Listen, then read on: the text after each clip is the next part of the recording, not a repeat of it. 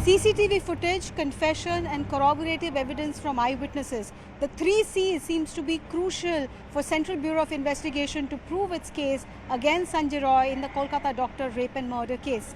It seems CCTV has captured Sanjay Roy's presence near the victim doctor on the morning of 8th of August, the morning before the crime was committed on the midnight of 8th and 9th. What sources tell us is that on the 8th of August around 11 a.m. at the chest medicine ward, Sanjay Roy is captured on camera. The glare seems to suggest that he is looking at the victim doctor who's present inside the ward at that moment, tending to patients.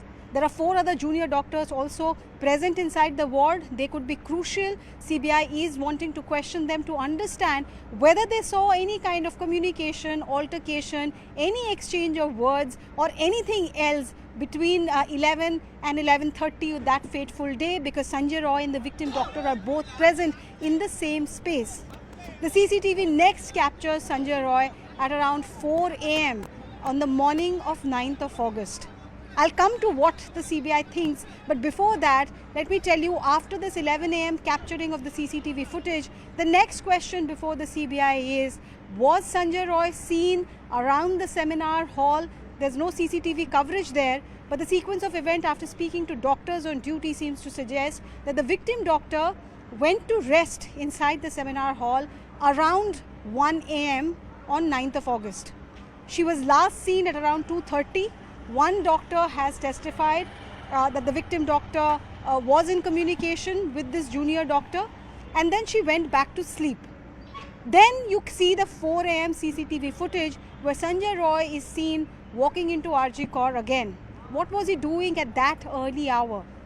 Had he already planned the crime by then? Like I told you, he was seen in the same space as the victim doctor at 11 a.m. the morning before. Was he aware that the victim doctor would be alone in the seminar hall around that time? Was this a pattern?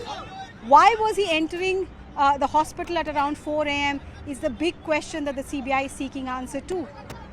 Evidence so far seems to suggest that the crime happened after this time. So after 4 a.m. when Sanjay Roy is seen entering the hospital, that seems to be the timing of the crime as well. So CBI is matching the post-mortem report, which will give you a tentative time frame around which the murder has happened.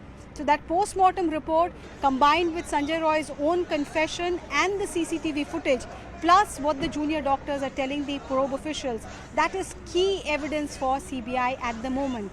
Sanjay Roy reportedly has confessed that he had observed the doctor in the chest medicine ward, and he has also confessed to the crime. But was he alone? Was he accompanied by any other ally? The family suspects, the protesting doctors suspect this is a case of gang rape. That question is still open, but it looks like CBI is fast veering towards the conclusion that Sanjay Roy definitely had a role to play in the rape and murder of the victim doctor in Kolkata.